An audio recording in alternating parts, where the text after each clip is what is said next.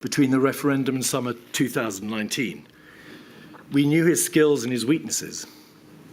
We knew he was, in any objective sense, unfit to be Prime Minister.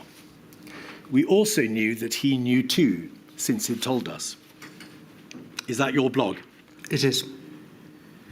Elsewhere in your blog, do you say things like, self-aware Boris knows that normal Boris cannot manage, cannot focus. He won't read papers. He cannot chair meetings to save his life. Yes. Is that a question? Did you say that in your blog? Sounds familiar. In your statement, did you say that he couldn't chair meetings, stick to a plan, or build a high-performance team? For sure. Whether right or wrong, Mr. Cummings, and the inquiry will, of course, hear from Mr. Johnson, will make its own mind up, you helped to put him there, did you not? Sure. Due in large part to your own WhatsApps, Mr. Cummings, we're going to have to coarsen our language somewhat. I apologise. You called ministers useless fuckpigs, morons, cunts, in emails and WhatsApps to your professional colleagues. Do you think you contributed to a lack of effectiveness on the part of ministers and of the Cabinet? No, I think I was reflecting a widespread view. You denigrated Helen McNamara and you sent that misogynistic message about her. Did you not? No, that's not correct. I was not misogynistic. I was much ruder about men than I was about Helen. I agree that my language is deplorable, but as you can see for yourself, I deployed the same or worse language about the Prime Minister, Secretary of State and other people. If you want to look at how we actually ran things, unlike Whitehall, I had 2 young women as my deputies. I hired young women into the data science team in the Vote Leave campaign. I actually put a young woman in her 30s in charge of it, much to the rage of a lot of MPs. So if you look at the reality of how I actually ran teams and how I got on with the private secretaries in Number 10, you will see the truth of the matter. Obviously, there was a general feeling in Number 10 that the way in which the Prime Minister responded constantly to the media was extremely bad and extremely damaging to the COVID response. There were specific concerns about his relationship with the Barclays and the Telegraph, and there were specific concerns and also suspicions of possible corruption in terms of his relationship with Osborne and funneling money to the Evening Standard. You refer in your statement to Cabinet and Cabinet Committee meetings being Potemkin meetings. What did you mean by that? They were Potemkin in the sense that they were for show, as part of the sort of show of the Constitution. That, unfortunately, a large part of how the system works is that ministers parade up Downing Street, the cameras click, people act like Cabinet is actually deciding things, but everyone behind the Number 10 door, actually near power, knows that that's very rarely actually what's going on. Do you think your description of your colleagues, the way in which you described them, their functions, their abilities, their talents, added to that dysfunctionality? No, I think the opposite. I think my job, a huge part of the problem of the culture of Westminster and Whitehall that was so disastrous in COVID is people not speaking out about core problems. And I regarded my job as, I'm not a very smart person, I'm not a specialist in all sorts of ways, but I had built very effective teams.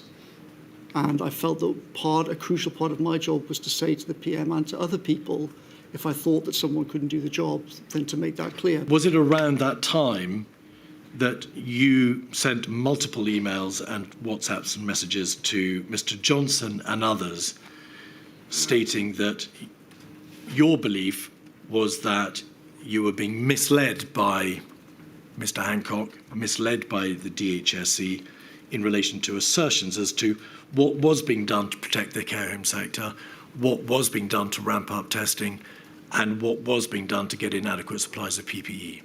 Yes, multiple officials, including Mr. Shinner and an excellent private secretary, Alexandra Burns, raised issues with me, that they thought that what was being said in the morning meetings about those issues was not accurate. And I tried to convey this to the PM, to be fair to him, also, as Mark said, well, the Cabinet Secretary did.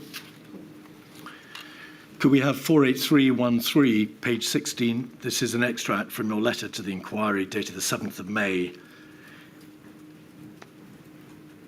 You say that Mr. Hancock is unfit for this job, the incompetence, the constant lies, the obsession with media bullshit over doing his job. Still no fucking serious testing in care homes. His uselessness is still killing God knows how many. This morning are you addressing this to Mr. Johnson? Yes. Must ask him when we will get to 500,000. Is that tests per Correct. day? And where is your plan for testing all care home workers weekly? Yes. If you could go, please, to the bottom of, scroll out and go to the bottom of that page, and then scroll in on the last entry.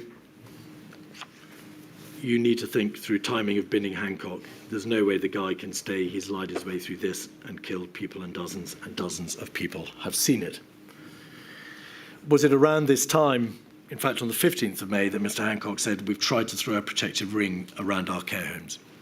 I believe so. You have the date. I'm sure you're right.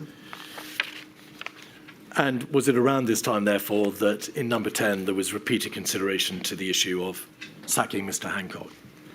Yes, and I also had complaints from officials to me, entirely rightly. The Cabinet Secretary said to me himself, the British system does not work if ministers lie at the Cabinet table, and you have to convey this to the PM. Why did you want Michael Gove to be in charge of regular devolved administration updates and not the Prime Minister? I thought Gove would handle it 10 times better. Handle what 10 times better? Handle the process of dealing with the DAs. And also, bear in mind that as I said before, the whole XSXO structure, Michael Gove had more experience of anybody. Slow down, please, Mr. Cummings. Michael Gove had more experience of anybody in that room, the Cobra briefing room, because he was in there literally daily from July, August, September, etc., all the way through 2019. So I knew that he understood the whole rhythm, the process, the structure, the staff, and it just seemed like an obvious sort of way of divvying up responsibilities. Mr. Gove was the Chancellor of the Duchy of Lancaster, was he not? Yeah. Was he the Prime Minister? Was he what, sorry? Was he the Prime Minister? Obviously not. By the 11th of March, was it generally well understood in Downing Street that a large percentage, a large proportion of this disease, for the viral spread, in fact, was transmitted asymptomatically? It was, and Mr. Hancock had made this point in multiple ways, and sowed chaos by saying this. He was repeatedly told by Patrick Vallance that what he was saying was wrong, but he kept saying it. He said it here, and if you notice, it makes its way into statements that have been provided to this inquiry. So this false meme lodged itself in crucial people's minds. I don't understand, never understood why Hancock said this. We can see Mr. Johnson said, you speak of briefings from Team Carey. Is that a reference to the allegation that she had briefed against you, colleagues of hers had been briefing against you and may have been involved in leaks? She hasn't briefed anyone, and my instructions to all were to shut the fuck up. How is any of us supposed to know where these briefings come from? Look at the claims made on behalf of allies of Lee and Dom, that I'm out in 6 months, that I can't take decisions, that Carey is secretly forging lockdown policy, and about 1 billion equally demented claims. Are you responsible for all that crap? No? Then look at it from my point of view. This is a totally disgusting orgy of narcissism by a government that should be solving a national crisis. We must end this. That's why I wanted to talk and see what we could jointly do to sterilise the whole thing. But if you really refuse, then that's up to you. You left the WhatsApp group, as we can see, because you blocked the contact shortly thereafter. He has a good turn of phrase, Mr. Johnson. would you agree that there was, in the government of which you played a major part, an orgy of narcissism? Certainly there was.